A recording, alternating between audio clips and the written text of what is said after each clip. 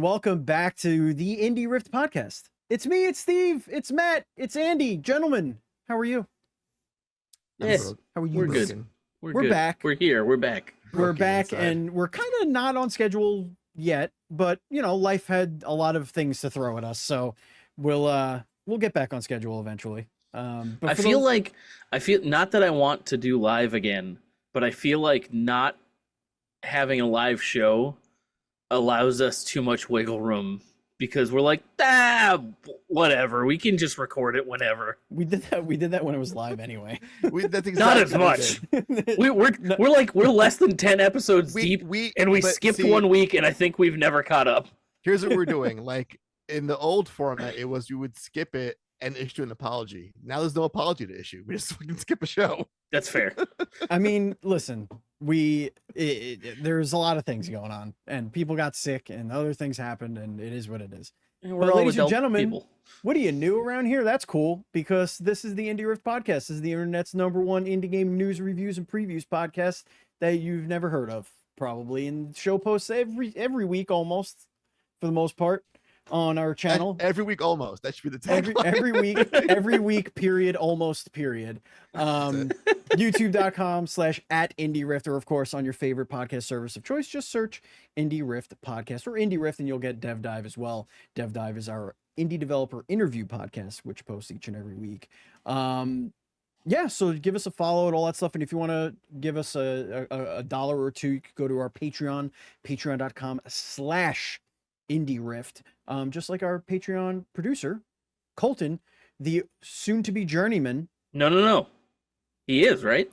Well, he passed his test, but now he can officially train as a journeyman. So I don't know if he's actually a journeyman or how it's worded, but we're very close.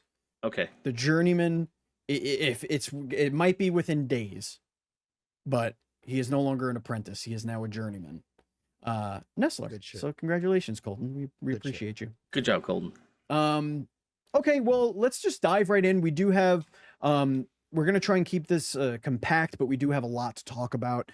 And Andy, let's start off with what's new on indieRift.com, if anything. If not, then you could tell us all about Dev Dive.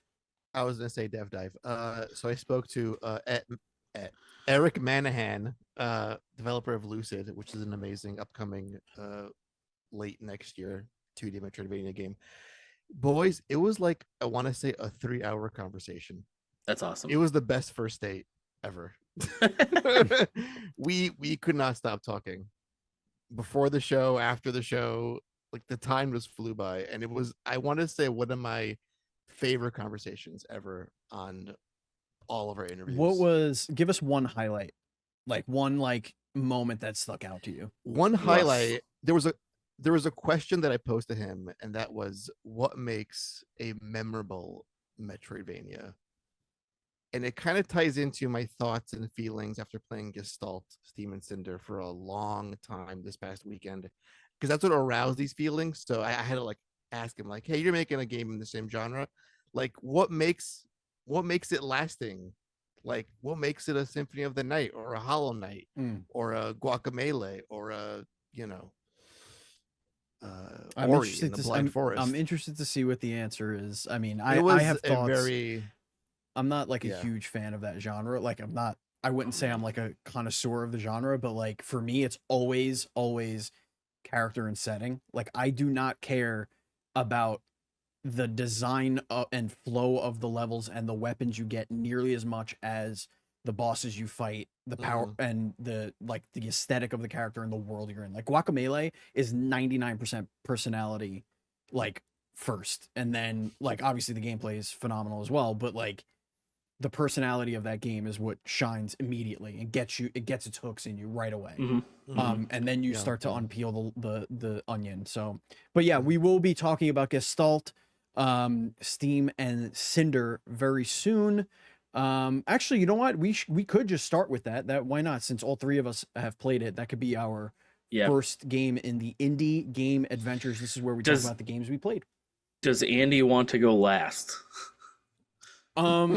I mean, don't mind, because I finished the game. I'm done with it. So I have not finished the game. I'm in the second area of the game right now. I've been playing exclusively on my Steam Deck.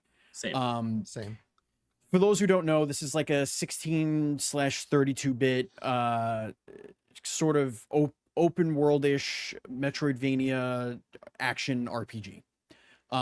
That's kind of like how I would describe it. It's set in a sort of steampunk post-apocalyptic sort of universe. And it's I wouldn't say it really has like a gimmick that it like is trying to be known for. But my initial thoughts, you know, was very hype about this game because every time I played a demo, I enjoyed it. I love the world. I love the characters. I love the flow of the combat. You know, as you gain power ups, it becomes more exciting. I love the skill tree, all that fun stuff. The thing that I think it has going against it right now for me is they did not balance the health of enemies, or especially early on of the bosses and like the kind of like bigger enemies. They just take forever to knock out before you start like getting more power ups and able to do a little bit more combos, and like balancing your more heavy attacks, like either your gun to anything that like attacks shield, for example. Doing that takes, in order to charge that, you have to do light attacks, right? And the light attacks don't do any damage really unless you have the shields down on those enemies. So like you're constantly hitting them with your light attacks just to get your heavy attacks charged up, and then you do your heavy attacks, and sometimes they just don't take out the shields, and you're doing it over again. And you just like, you could do that against a brute or whatever they're called like 5 times before you take them out. And that really to me is the thing that I think needs the biggest I'll upgrade. I'll piggyback off that. I'll get out of the way really quickly because I have very similar thoughts, I think, to probably both of you. But the things that I enjoyed about this game were the art and the story. I think I haven't played through the whole story, but what I've played so far, it's really cool, very well written. The lore of the world works well. The combat is not fun. I don't find it engaging at all. One pet peeve of mine in games like this, or any game where you have a dodge roll, is where your dodge roll is tied to a stamina bar that is too short. And you can't dodge roll enough sometimes in this game to get out of the way of things.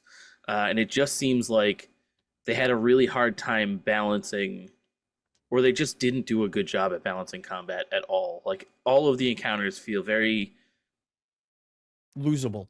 They feel like they're supposed to be very mashy, but the controls aren't like responsive enough to necessitate that, or to keep up with that kind of a battle, rather. And I'm gonna be honest, like, I don't know that I'm gonna finish this game because it's felt like a slog like the whole time that I've played it. The other thing, I don't think that the world itself is very interesting. Like, diving around in all these nondescript, even though I love the art because the pixel art is actually amazing, but it's pixel art of like very generic, non-specific things. Like, it just is like a sewer tunnel and like a on fire factory and like a not on fire factory, and I just had like a really hard time getting into anything beyond the story. I think the characters are really cool. I think they're well written. I think the whole like crystal abyssal realm lore is fucking rad so far, and like the Abyssal Knights and just like all that shit. The I think two warring factions, like, that's interesting, and like the manipulation. Yeah, like the writing is super good, and I just don't think that anything in the game backs up the writing for as good as it is. Yeah, I have thoughts about this game. So I finished it, and I was able to because it's a very, very short game. I think my final playthrough, when I checked the time, was about 10.5 hours. Like, I like just totally blew through this thing because you guys talk about the balancing of the combat Matt mentioned, and I think, and on the stamina note, like that's the one stat that doesn't get an increase. Like your health will increase over the course of the game. You'll get extra, your gun gets extra bullets, which also wears down the enemy shields. But your stamina is the one, it's one and done. If you use it once and it refills over the course of the entire game. Yeah. My death count was like 6 when I finished this game. It is not a hard game. So I'm gonna use a tactic called the having said that conversational segue. That's where you can say a bunch of nice things and trash it afterward. So this game, like Matt said, has got some amazing sprite work and some fun details. Like there's a bar in the town that you can ask for a drink from the bartender, and he like pours one out, he throws the bottle in the air, pours it, he slides it. It's a very slick, nice animation. It's really nice animation. There's little touches like that throughout the entire game. The characters are very well like designed. The NPCs are very like, they have their own life. I feel they don't feel generic in any way. The NPCs and like the major NPCs, even the townsfolk, feel like realized characters. And the story is like one of the few that is all it's got going for it. Having said that, the soundtrack is not very memorable. Yeah, which is a thing that really caught me off guard, because that's one of the things I look for the most in a Metroidvania, is like a really kick-ass soundtrack while you're fighting enemies or a boss, or at least something that's like atmospheric. Because like Metroidvanias, for me, I love this genre, and for me it's all about getting engrossed in the world that you're going to be like traversing back and forth through. And it doesn't even have to be like kick-ass soundtrack, right? Like it doesn't have to be like hard-hitting, like kick your ass like 8-bit Mega Man, 16-bit. Like it just has to be atmospheric enough to draw you into that world. And at no point in this game did I feel that at all. Yeah, like the sound design actually, I think the sound design in general is not very good. Yeah, I like the cutscene like music. Like whenever you like that is okay, because it's very it's hushed and it's kind of like it's literally an underscore. So I think it works there. But yeah, I think that like especially boss battles are like very dull and repetitive. So yeah, on that, there's no sense of scale or set pieciness to any of the boss fights. I would say outside of that very first fight with that, there's like a giant mech fight early on in the game. That got me so amped, dude. That is the only encounter that's of that magnitude. The rest are just like 1v1 fights. And by the time I got to the end of the game, maxed out level, without even grinding to max level out and skill tree max, I had leftover points by the time the game was over. I was ripping through bosses, like one and done, one shotting them. Sometimes it was so easy. And the last boss, it was like a joke, and it was the ending is as long as the boss fight. It's like a 30-second ending on a cliffhanger, and I was like, did I just play like a demo prequel to sell the main game down the line? But this is the actual game. And that's when I sat there and I was like, it's a very solid, safe Metroidvania game. It does the thing. I don't agree. Let me continue. All right. It does the things that the genre expects it to. I hate the map system also as a sidebar. I was just gonna say, because like that's like one of the biggest things in a Metroidvania is like your map system needs to be solid, and their map system was ass, dude. So, and I sat there. Also, the first time I ever got 100% completion on the map, the items, I got all the achievements in one go. And I was like, I am never going to think about this game ever again. Yeah, it just has no staying power. After I put this, there's no unlockables, no replayability. And actually, to pivot back to the interview I did with Eric, when did Metroidvanias forget how to do unlockable characters? We've lost that tradition. That was like a thing. You beat the game, you unlock like a guy you came across as a boss fight. That was like the staple in the genre. There's 3 characters off the bat maybe 4 that you could play as. You could totally, you should totally. Be able you to could play like grab. I was like low key, like, is that the guy I'm gonna unlock? No, none of that. Okay, cool. But yeah, the map system is ass. At the end, Matt, I will say you get these little documents that highlight where things are. There's like a corgi rescue side quest, which I love. The best part of the game is like, finding the corgis, man. Corgis is awesome.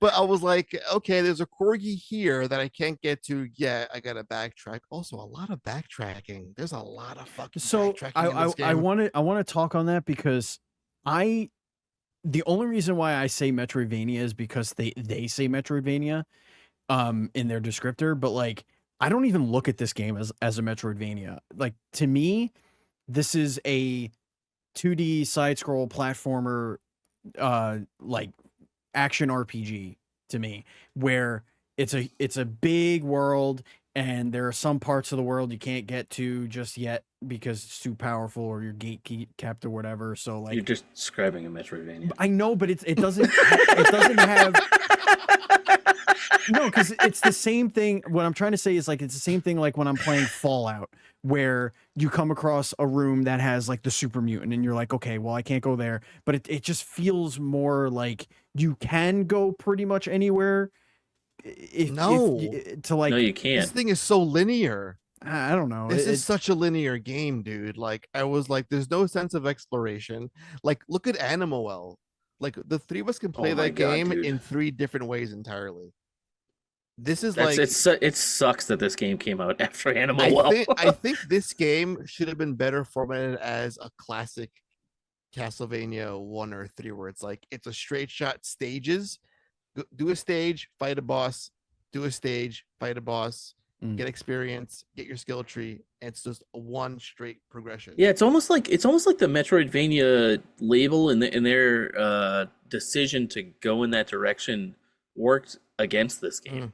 Because the backtracking and just traversing the world is kind of a slog, especially because like the sprite work is really good, but also it's like kind of messy.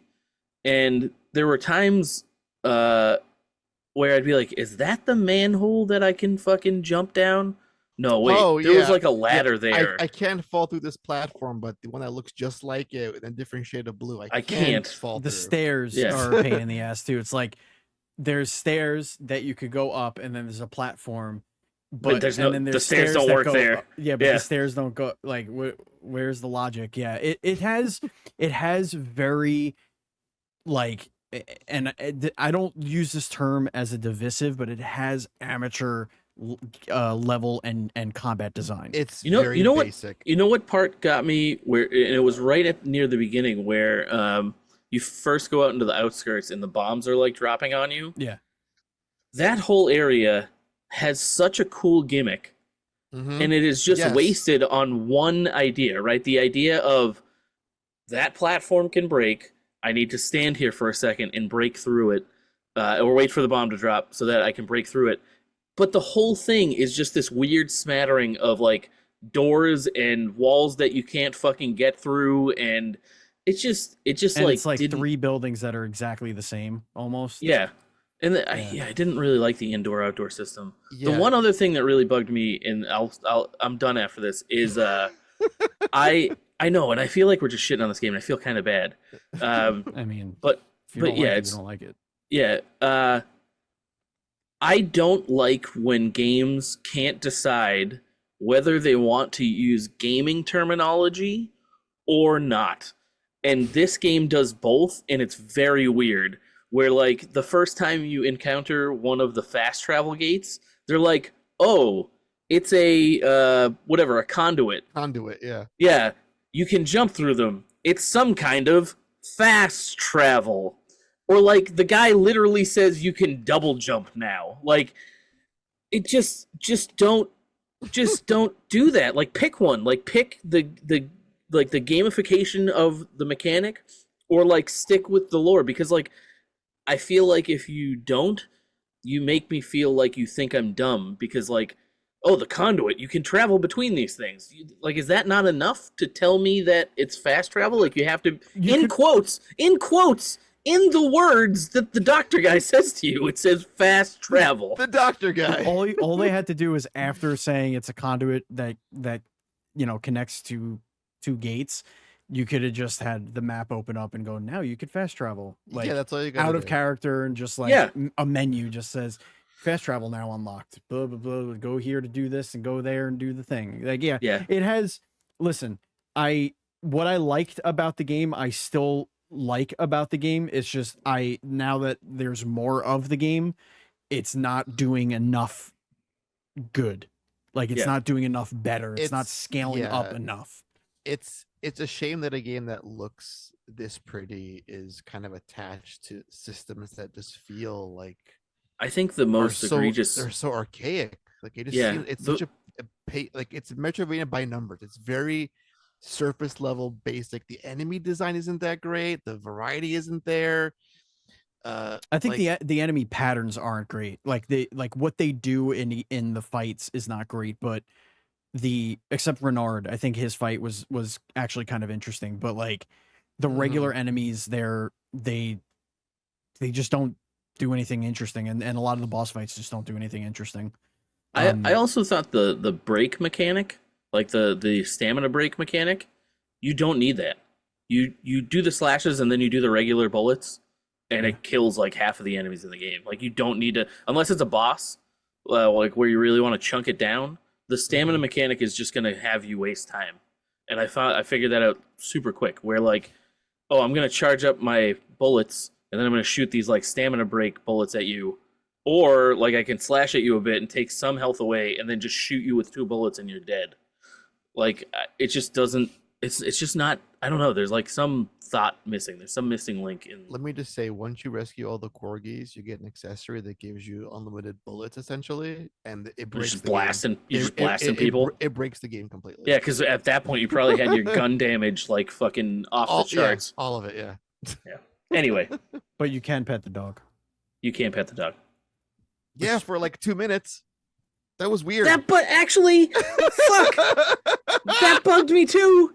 It has the problem where you have to be in a very specific place to hit the up button on the corgi, and if you're not standing in that exact spot, you can't fucking do it. If you pet the main corgi, it's context. They're not even fucking close to anything. Just, I'm on the platform where the corgi is. The only reason that I'm going to be in that place that's very hard to get to is to get the fucking corgi. I literally thought when you pet the main corgi that the game froze. So I'm like, why is she still petting the fuck? It's been like 30 seconds. How long is the petting gonna last for? Well, don't worry about how long the petting is, okay? Half my game time was in corgi pets. The rest is actual gameplay. Five total hours. 5.5 hours of corgi petting. All right, let's move on to our next game in the indie game adventures. And this is Nitro Kid.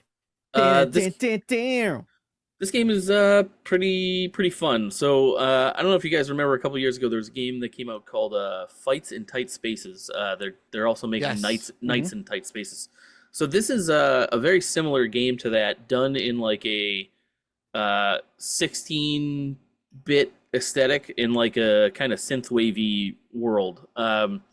You start at the top of this giant building, and you're working your way down trying to take out everybody in the organization. And on the way down, you're saving these children that have been trapped. They're like sapping their energy to power their corporation. And yeah, it's a card battler. You're building your deck. It's a tactical card battler, so you're kind of placing your guy and walking him around and avoiding all kinds of tactics style attacks.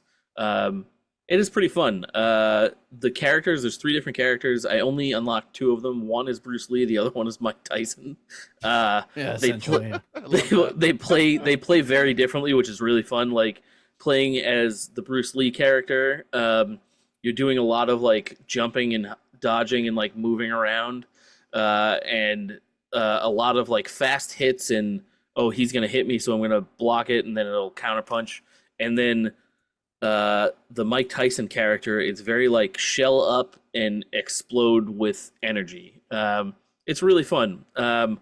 I think for the price, it's really cool. There's some unique things that kind of I like about it versus Fights in Tight Spaces, and there's some things that it doesn't do as well. Things that I really like about it is there are these randomized powers that you can use. for each character, and you can kind of pick up different ones as you're saving these kids. You can either like you have a bank of these powers, and you can either recharge the ones you have or choose to substitute one, and it'll be like an extra dodge or like avoid all incoming attacks for this round or whatever. And I thought that system was really cool because on top of your deck building, you have these 2 special powers that you can use a limited amount of times during like a fight sequence. Things I don't think it does particularly well that I thought fights in tight spaces did really well was like environmental usage, where fights in tight spaces is really slick with like tables and walls and boxes and all that stuff where you can like slide over and under and all that stuff. And I felt very trapped in a lot of the movement in this game where like a box would be next to me, and instead of like hopping over it, I would just have to try to get around it. Or there were some enemies where I was just going to get hit. Like it didn't matter. I couldn't get out of the way. And shoving enemies into each other doesn't do a fun amount of damage like in fights in tight spaces. But yeah, overall, I had a really good time playing this game. And if you like tactics games, kind of similar to something like Into the Breach, this has a lot of that DNA in it. And yeah, worth checking out if you dig roguelike fun deck builders. Dope. Yeah, it actually looks really cool. The next one on the list here, I'm only going to touch on for just a few moments here, is it's you could argue that it's not really an indie game. It's just because it does have a ton of money behind it. But I do want to talk a little bit about the First Descendant, because it is kind of like the hotness right now as far as like multiplayer gaming, games as a service and whatnot. It's like the new goods. It is a gacha Destiny. That's basically what it is. It's instead of what's the gacha mechanic? Yeah. So you start the game, you could choose one of 3 characters, and then you can grind for currency to unlock other characters, or you could pay to unlock other characters. It's very similar. It's like you could get, loot boxes and cosmetic shit and, level up currency and yada yada. It's very, Korean style, like that Korean gacha style of unlock everything, grind all the time, whatever. Like in my opinion, everything about the gameplay is fun. All the missions that I've done are fun. The world is pretty interesting. It's kind of, generic sci-fi worlds. If you told me this was Destiny 3 and they changed it to like third person and you only showed me like 2 or 3 characters and those were like your archetypes, I would kind of believe you. But it's a game that if you're looking for something different that you want to play for, 100 hours or more and play with some friends and party up, do some instances, fight some big bosses, grind for some loot, like it's perfectly serviceable and fun to do so. I think if this came out 3 years ago, when I was like a streamer streaming 3 or 4 days a week, like this would be a game I would play all the time. So it sounds like it has some Warframe in it. Yeah, right. Because Warframe kind of does a similar thing where, like, you could play the whole game as the one singular, like whichever of the first 3 Warframes you pick, right? And then unlocking other Warframes and weapons and very similar. All that kind of stuff is either grindy or pay. Yeah, it's very similar. I think I have not played Warframe since like I want to say PS4's launch. Wow. I think that might have been the last time I played, because I think it like launched with it for on like Plus or something. I don't know, but like I cannot speak about what Warframe is doing now, but from what I remember reading and like following the game a little bit, that had more like solo story stuff you can do. Like you could play the game solo and you can enjoy a lot of that game solo. Where this, I only played solo, but when you do certain missions, it does that thing where it matches you with other people trying to do those missions, slaps you together, you're a team, mute them, mute your mic, don't talk to each other or talk to each other, whatever, it doesn't matter. But all you the antisocial dick. Yeah, I mean, like, sometimes I just want to shoot at bad guys. I get and, it. like blow I get things it. up and like make numbers go up. I mean, the shooting feels good. The world traversal feels good. You have a like a grappling mechanic, and you can use that to like grapple onto bosses, like huge colossal bosses, and like pull yourself up, shoot them as you're going down. So, you're selling me a little. You're selling me a little bit. It's fun. Like, there's nothing wrong with it. It's just I know what kind of investment this game is going to be to like get the most out of it. Yeah.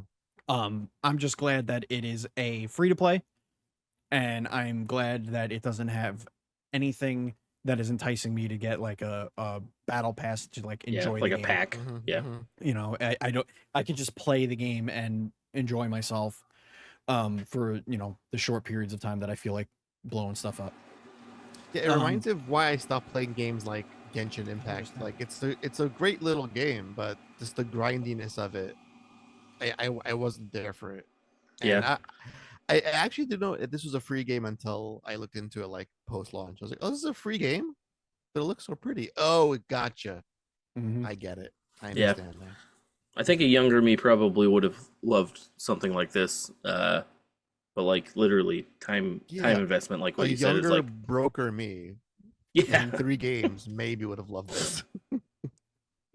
Let's dive into Conscript now, Andy. This was such a delightful palate cleanse after Gestalt.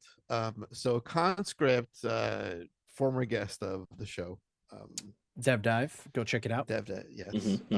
This is a top-down survival horror game that has very PS1 like graphics, but not PS1 like tank controls. Thank God for that. That's set in World War I during the Battle of Verdun, and you're looking for your lost brother during the war. So you get a very off the bat amazing backdrop for a horror game. The horrors of war happening as other horrors and things are tracking you down.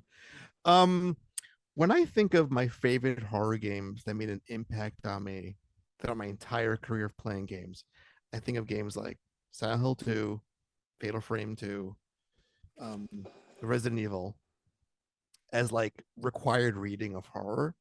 And then when I think of games in recent memory on the indie side, I would only point to 2 specific games, Soma and Signalis, as like, if you like horror, you have to play these games.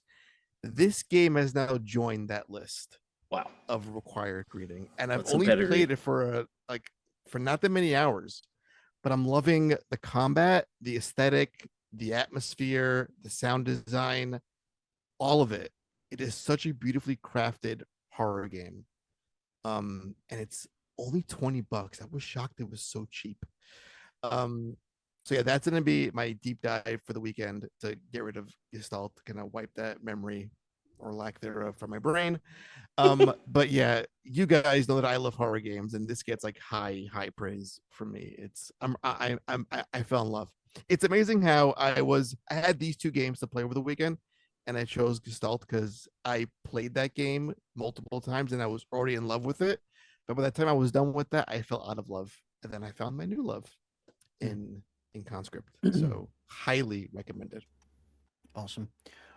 Moving right along, because we do have like 15 minutes left before a hard out. So we're going to I want to give you your time here, but Cataclismo. Matt. I'm so glad you bought this, Matt. This might be my indie game of the year. I'm so glad you bought this shit. So this game is in early access, and I will describe it in the best way that I possibly can. When you were a child, you played with Legos. You put them together, and you put them into their whatever shape that you bought, like whatever model you bought. And then after a while, those shapes all kind of got disassembled, thrown into a box, and you would just build shit with the Legos. And I know I would sometimes build little fortresses, and I would pretend that I was defending those fortresses against stuff. This game is that childlike idea brought to realization. It is so fucking good. It is like a mix of RTS action, like action RPG and base building, all just kind of in like one very well put together early access package. The polish on just the initial version of this has me so excited for what they're going to do in the future. I didn't play the endless mode, or there's one other mode that I forget what the name of it is. I played through parts of the story. In this world, this kind of haze has taken over the world, and there are these small beacons of purified air, basically, where humans have started to live. These horrors are coming out of the night and starting to attack these giant cities, and you are tasked basically with fighting back those horrors and this gasping darkness. The game plays out in 3-day night cycles for each level, and you're kind of picking and choosing your way across this cool map.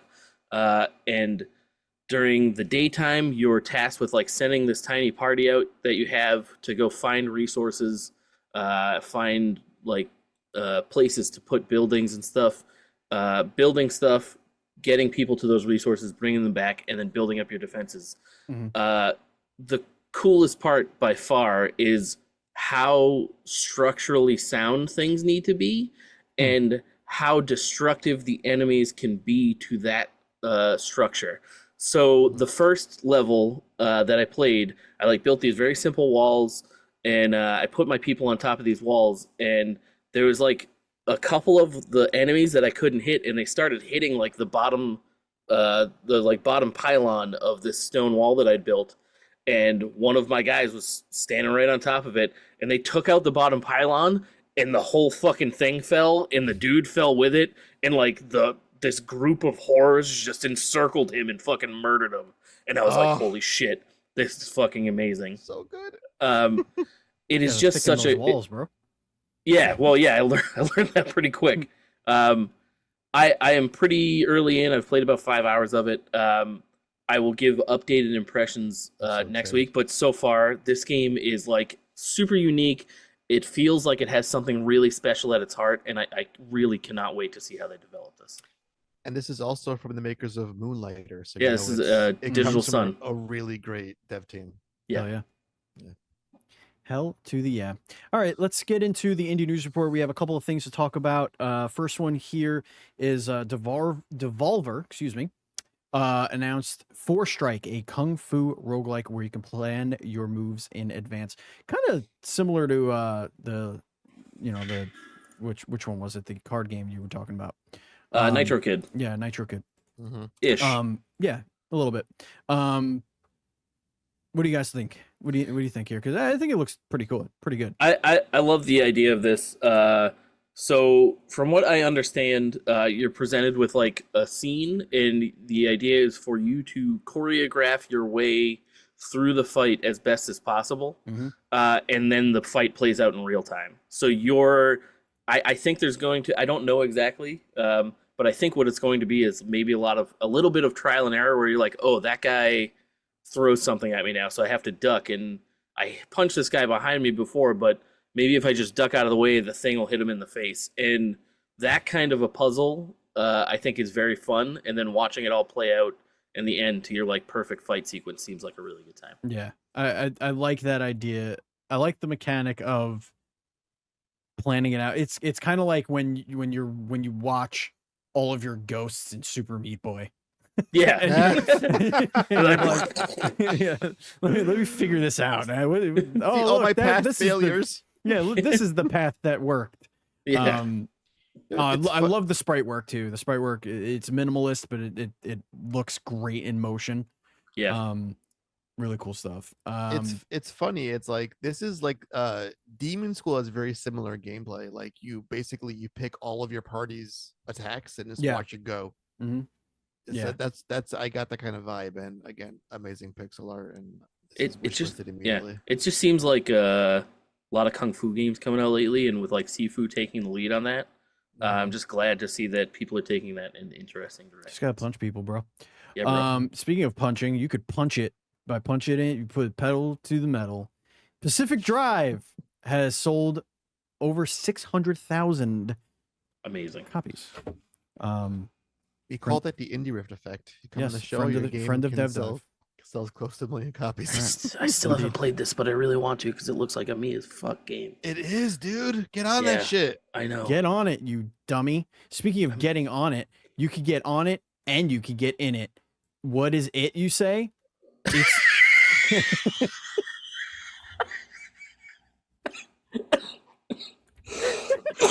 I'm dying. Splitgate is a portal in which you can get in it to come out the other side, because Splitgate 2 has been announced and it is taking a little bit of a twisty turns here. It seems like they're taking the Splitgate formula and they're adding some hero shooter like charm to it with like powers and unique character abilities, which could be a whole lot of fun if done the right way. If it's not, rogue company, like generic sort of character archetypes, and it actually does something unique with these characters that we haven't seen before. I don't want to have just like, oh, this is the poison person and like, so that's an explosive guy. That was my hesitancy with this, is that I don't want this to turn into Overwatch with portals. I know you love character, Steve. I know that. I know that you love character in games, whatever the game is. You're like a huge proponent of that. And I think that this game needed a little bit of that for sure. I just hope that the portal gameplay stays front and center. Mm-hmm. Because that is what's unique and good about Splitgate. Yeah, I mean, it looks like it's keeping all of that. In the cinematic trailer, the portals are important, but like it is showing you like different abilities, like a stasis grenade that one of the characters has. One of the other characters, who's again one of the archetypes, he's got a rocket launcher or whatever. I think that's just a weapon pickup, but looks like his main ability is like throwing down like a barrier in front of him, which we've seen in like 5 games at this point. So you're gonna have that, but like there's a reason why those archetypes work, right? Like they do actually work. It is what it is. Everybody just saw my my YouTube for you or recommended thing, and it's like mostly chiropractor videos. So there you go. There you go, internet. Now you know. Well, sorry. I'm very excited for this. Sorry about it. Not excited about Humble Games announcing a restructuring of their operations, basically closing down their publishing arm, I believe. What happened?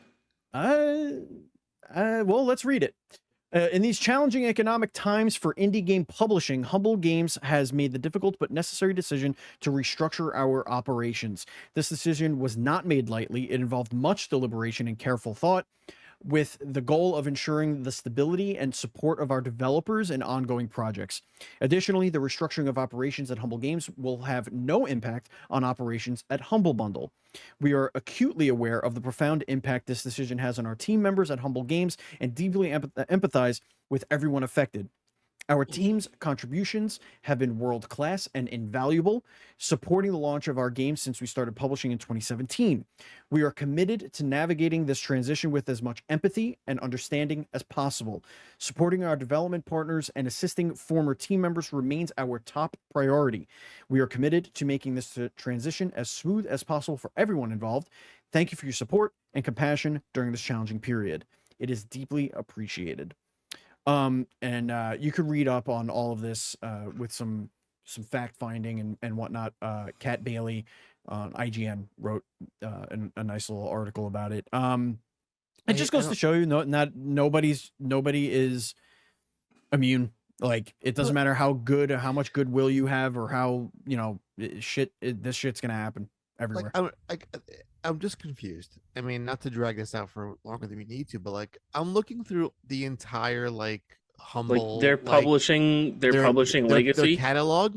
Yeah, these aren't duds. Like maybe a few of them you would say didn't really hit, but like there's some really great selling games here, and I don't think it has anything to do with the publishing arm, right? Like it has to do with poor decision making from management. Like if you can't budget for somebody's gonna get fucked. Like you know what so makes I guess Humble Bundle makes a lot of money or whatever, let's the thing that costs us more money than we want it to cost, let's just get rid of that thing. I think my question now though is like, so if their publishing arm is closed, there are multiple game releases that they have lined up. You know, who publishes those now? Is it still through them and those games are finished and published through Humble, or do those IP go to other companies now, like Wizard of Legend, Slay the Spire? Those are Humble owned properties. Yeah, they're probably just gonna publish them like normal, but they're not going to acquire and fund other games development and like do the PR and the marketing and like all that stuff for any games that are not under contract. Probably that would be my guess. I hate it. I'll read into it a little bit more, see if there's anything like on Reddit. A lot of times like this, friends of the people affected will go on Reddit and kind of talk about things, or even the people themselves. That sucks. It's not fun at all. Let's move along. Try and get through. Let's see, what do we got here? Andy, you actually played a demo. So demo derby time.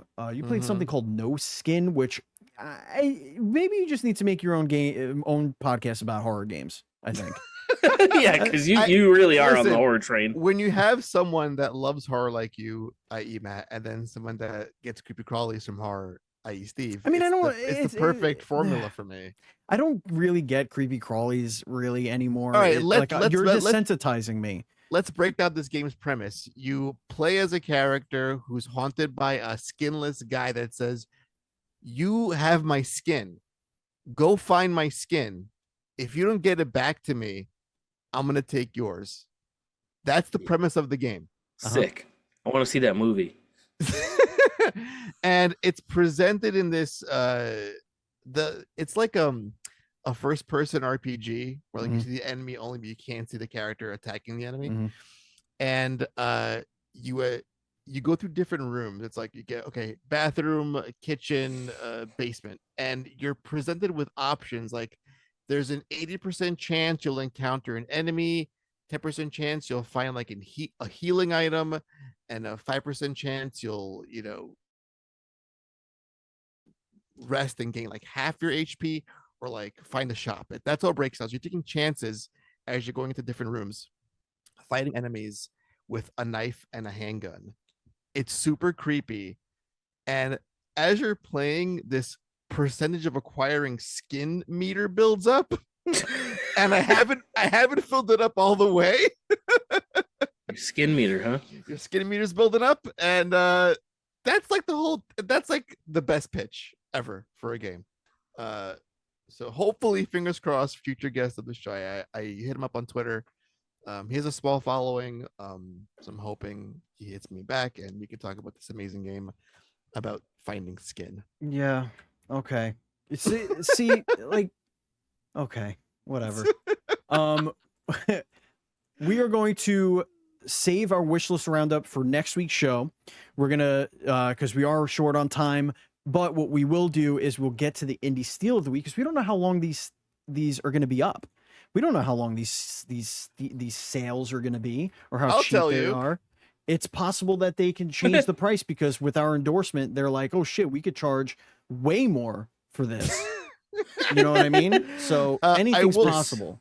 I will say for these two games specifically, Steven, yes, that just came out, I would say in the last week, these are the launch prices and they're super cheap. That's why I threw them up here. Yeah. So we got Spotless, which is a collectathon game. It's a roguelike cleaning game. Oh yeah. Okay. And it is like a Game Boy style aesthetic. I can see it. Oh yes, it's so cute. Yes. I found this guy found this on Twitter during our Wishlist Wednesday last week. Yes, and I bought it immediately. I will likely talk about it next week on the show. It is so adorable and it's super cheap. It's $10, guys. Just don't buy a burger or don't get a drink, and play a really cute looking. Just $10 dues, you guys. Yeah, $10 dues. $10 dues. Nothing wrong with that. Nothing wrong with that. Veritus. Veritus. I would imagine. Yeah, It sounds like a condition, like a skin condition. You would imagine. Veritas. Let's talk about this a little bit. Tell me about. Oh, look, this looks like a this fast Zelda. Dude, this is like, classic Game Boy Color Zelda action. Fast. This looks really fun. And it's only $7. $7 dudes. That's cheaper than 10. Unless your name is eat your heart out, Mina. Unless your name is Matt and you have Andy's library and you play it for free. I'm gonna beat the shit out of this game. Yeah, man. This game looks really good. It does look really good. This looks amazing, guys. The pixel art. There's some in here that looks awesome, especially for the Game Boy aesthetic. Mm-hmm. Hell yeah. A little grappling hook action going little on. Grapple, little throwing pots. It does look like it does look very fast. Yeah. It's like Zelda on like fucking speed. It's like this dude Naruto is running. This dude is just fucking. He's just sprinting for 10 hours straight. I am so exhausted. I did it. It's available now on Steam for $6.99 reduce. And the last thing we want to talk about, because again, we don't know how long these things are going to be up on here. What was that noise? That sounded like that's holy shit. Is there thunder? What's happening? Oh, sorry, I think it's you have a flamethrower? Is it the skinless guy? Did you say you had a flamethrower? No, the volume of my Oh, okay. All right. What? It sounded like, I'm sorry, I have a flamethrower. I'm like, what? What did you just say? Why did you say those words to me? My flamethrower. Kickstarter of the week, Sunset Hills, a wholesome hand-drawn puzzle adventure. It's got 4 days left. So by the time you're watching this, it probably has like 3 days left. So this looks freaking adorable. Yeah, the art's cool. The art's really cool. Oh my god, I can't even explain it. Like, is it all hand? I think it is all. Yeah, it is all hand. It is. Yeah. But it's like it looks like layered, kind of like a South Park sort of. I can definitely see that. You know comparison. what I mean? Like it's like diorama vibes. Yes, a little bit. yes, yeah, totally. The main character is just freaking adorable, and I looked at it and I was like, well, this isn't you trying to collect skin. So, I'm in. So cut me in, guys. So I'm in. It's a cute thing, it's very British. At least that's the way it looks. No skin collection needed. No skin collection. Maybe fur. There are animals. There's fur collection. It actually turns into a horror game halfway through. Yeah, maybe. You never know. But you know what you do know. By the way, they did smash their goal. They had a $6,800 goal. They're at $10,215. Love it. 333 backers with 4 days to go. So it hit its thingamabibble, and now they're looking to unlock stretch goalies. Just listen to this. Sunset Hills is a story set in the early 19th century in a fictional world. Nico, the protagonist, is a veteran who adopts a writing career after the war. That's pretty dope. That's it's adorable. Wholesome. It's adorable, and I love it. You know what else I love? You guys. Yeah. The listeners, I love saying goodbye, the viewers, Andy and Matt. But it is time to say goodbye. And don't forget, next week we will have a jam-packed wish list roundup. Mm-hmm. That's going to be the focus of the show next week. It's big. It's big now. It's only going to get bigger. Correct. If you're looking for like something delicious to put on that wish list, to get a notification in your inbox that, hey, game's out, game's on sale, game's thing, you might want to pay attention to this. Tune in next week because we're going to have a lot of fun with that. And more skin. So much skin. Or less skin. We don't know.